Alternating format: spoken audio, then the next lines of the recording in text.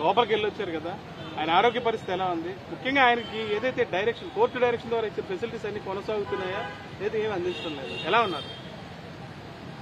వాస్తవం చెప్పాలంటే ప్రస్తుతం కోర్టులో ఆర్డర్ ఇచ్చినా కానీ ప్రతిదీ కూడా ఏలు పెట్టి చూసే పరిస్థితి కనిపిస్తా ఉంది. అక్కడ మమ్మల్ని ఏ రకంగా కానీ మిథున్ రెడ్డి గారిని ఇబ్బంది పెట్టాలా, ఏదో ఒక దేశద్రోహం లేకపోతే ఆయన ఏదో టెర్రరిస్టులు మోవైస్లో ఆ మాదిరితో ఇబ్బంది పెడతా ఉన్నారు. ఇది వాస్తవంగా చంద్రబాబు నాయుడుకి కానీ వాళ్ళ కుమారుడికి కానీ ఈ ప్రభుత్వానికి కానీ మంచిది కాదని కూడా తెలియజేస్తున్నాం. చంద్రబాబు నాయుడు ఉద్దేశం ఏమంటే పెద్దిరెడ్డి ఫ్యామిలీని ఏడిపించాలా, వాళ్ళు ఏడుస్తూ ఉంటే మేము చూస్తూ ఉండాలా అనే ఒక ఆనందంతో ఆయన ఊగిలాడుతూ ఉన్నాడు. ఇబ్బంది పెడుతూ ఉన్నారు.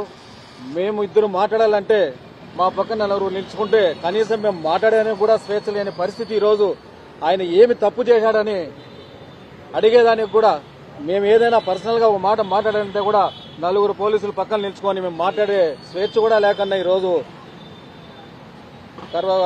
జైల్లో జరుగుతూ ఉందంటే నిజంగా ఒక ఏ తప్పు చేయని మనిషిని కూడా ఇంత ఇబ్బంది పెడతారా, ఇంత ఇబ్బంది పెట్టిస్తారా అనేది ఈ రోజు మిథున్ రెడ్డి విషయంలో మేము చూస్తా ఉన్నాం. కుటుంబ సభ్యులుగా ఎంత బాధపడతాం అనేది మాకే తెలుసు. ఇలాంటి శత్రువుకు కూడా ఇలాంటి పరిస్థితి రాకూడదని అనుకునే వాళ్ళం మేము. ఏ రోజు మా వల్ల ఏ మనిషి కానీ ఇబ్బంది పడిన వాళ్ళు లేరు. కష్టంతో పైకి వచ్చినాం. ఈ రోజు దీంట్లో ఉన్నామంటే మేమందరం కూడా కష్టపడుకొని పైకి వచ్చినాం. ఇప్పుడున్న చంద్రబాబు నాయుడు కానీ వాళ్ళ కుమారుడు కానీ ఎవరున్నా కానీ వాళ్ళ మాతో మోసాలు పాపాలు ఇవన్నీ చేసింటే మేము కూడా వాళ్ళకన్నా గొప్పగా ఉండేవాళ్ళం. కష్టపడి పైకి వచ్చిన దానికి, కష్టంతో ఉన్న నిక్కచ్చిగా ఉన్న దానికి ఈ రోజు భగవంతుడు ఏదైతే మా మీద కచ్చి సాధిస్తున్నారో వాళ్ళందరినీ కూడా భగవంతుడు చూస్తాడనేది కూడా గ్యారెంటీ.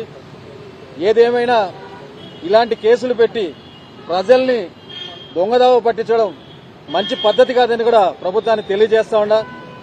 మీరందరూ కూడా ప్రతి ఒక్కరూ కూడా ఎవరైనా ఫలానా మనిషి పని చేసినాడా చేసింటాడా, ఏ కేసైనా ఉందే, ఏ సెక్షన్ అయినా ఉందా అంటే ఎవరైనా కానీ మేధావులు ఉన్నారు, వాళ్ళ ఛార్జ్ షీట్ ఉంది, ఎఫ్ఐఆర్ ఉంది, అన్నీ ఉన్నాయి, చదవండి. ఒక్క దాంట్లో ఆయన పేరుంటే మీరు అరెస్ట్ చేయండి. ఇంత అన్యాయంగా ఇంత నిర్దాక్షిణ్యంగా ఒక మనిషిని తీసుకొచ్చి లోపల పెట్టి హింసించడం అనేది మంచి పద్ధతి కాదు. ఇది చంద్రబాబు నాయుడుకి కానీ ఈ ప్రభుత్వానికి కానీ వాళ్ళ కుమారుడికి కానీ మేమేం సాదాసీదా మనుషులు ఏం కాదు. మేము కూడా మీకన్నా ఎక్కువ కష్టపడి అన్నిట్లోన మీకన్నా ముందు నుంచి కూడా మేము కాంట్రాక్టర్లుగా అన్ని చేసి పైకి వచ్చిన వాళ్ళం. మీ మారితో దొంగదా వల్ల మేము పైకి వచ్చిన వాళ్ళం కాదు. ఏమి చేయగలుగుతారు? ఇంతకంటే మమ్మల్ని ఏమి ఏడిపిస్తారు? ఒక మనిషికి స్వేచ్ఛ కూడా లేదా? నువ్వు మటుకు లోపల ఉన్నప్పుడు మీ మీడియా అంతా ఏం చెప్పింది? దోమలు ఎత్తుకొని వచ్చి కూడా ఆయన మీద వదిలినారు, అది ఇది కావాల్సిన కథలు చెప్పి కన్ను బాగాలేదని ఆపరేషన్ చేసుకోవాలని వెళ్ళిపోయినావు. మళ్ళా పోయి నువ్వు ప్రీ బెయిల్ చేసుకున్నావు. ఈ రోజు ఏ కేసు లేదు, ఏం లేదు. ఇప్పుడైనా మేధావులు ఉన్నారు, లాయర్లు ఉన్నారు, అందరూ కూడా ఛార్జ్ షీట్ చూడొచ్చు, ఎఫ్ఐఆర్ చూడొచ్చు, ఏ పేరు ఉంది ఆయనకు, ఏ సెక్షన్ మీద ఆయన అరెస్ట్ చేశారనే కూడా మీరు అందరూ కూడా చూస్తూ ఉంటారు. ప్రతి మేధావులు కానీ లాయర్లు కానీ ఎవరైనా కానీ ఈ ఛార్జ్ షీట్లో ఏముంది, ఈ ఎఫ్ఐఆర్లో ఏముంది, ఎందుకు ఈయన చేయాల్సి వచ్చింది అనేది కూడా తెలిసిన వాళ్ళు ప్రతి ఒక్కరు కూడా చదువుతారు, వాళ్ళకి తెలుస్తుందని కూడా ప్రభుత్వానికి కూడా తెలియజేస్తా ఉన్నారు. కానీ ఇదైతే ప్రభుత్వానికి కానీ ఇప్పుడున్న ముఖ్యమంత్రికి కానీ వాళ్ళ కుమారుడికి కానీ ఎవరికైనా కానీ ఇది మంచి పద్ధతి కాదు.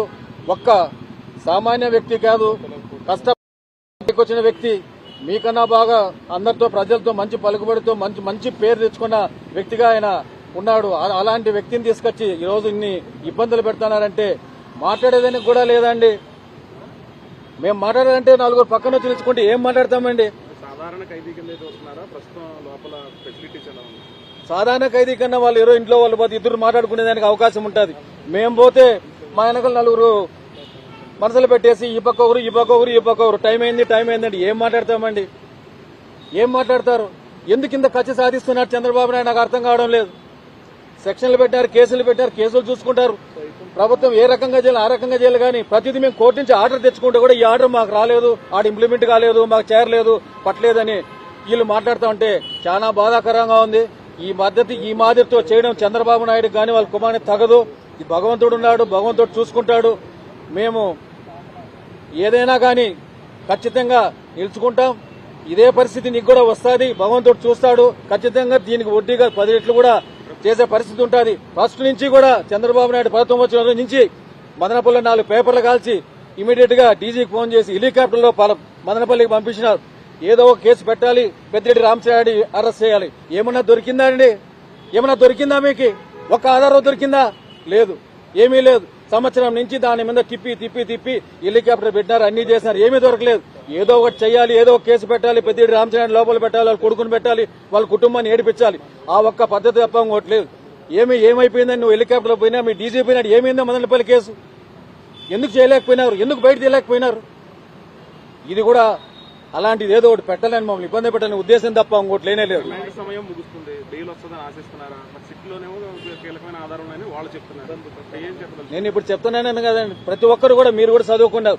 ఛార్జ్ షీట్ డౌన్ రోజు కూడా ఆ కేసులో 11 కోట్లు 12 బాక్సులు సీజ్ చేశారు. A41 అరెస్ట్ చేశారు. నేను 2 చెప్పానండి. ఎఫ్ఐఆర్ ఉంది, ఛార్జ్ షీట్ ఉంది.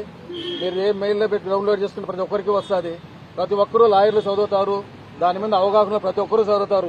ఏ సెక్షన్ మీద అతను అరెస్ట్ చేసినారు, ఏ ఉంది దాంట్లో అరెస్ట్ చేసినారు, ఏం తప్పు చేసినా అరెస్ట్ చేసినారు ప్రతి ఒక్కరికి తెలుస్తుంది కదా.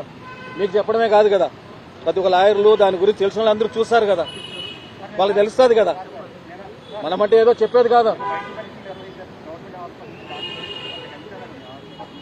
నిన్న గుండెకి సంబంధించిన పరీక్షలు కూడా చేశారు కదండి. ఇప్పుడు ప్రస్తుతం నేను అది అడగలేదండి, అడిగే అవకాశం కూడా నీకు హెల్త్ బాగాలేదంటే బాగుండదు కదండి. మేము మాట్లాడేది కూడా మంచి పద్ధతి కాదు. ఆడ మందిలో నేను నీకు హెల్త్ బాగుందా, బాగాలేదా, బాగా చూస్తారా, బాగా చూస్తానే తెలుస్తా ఉంది.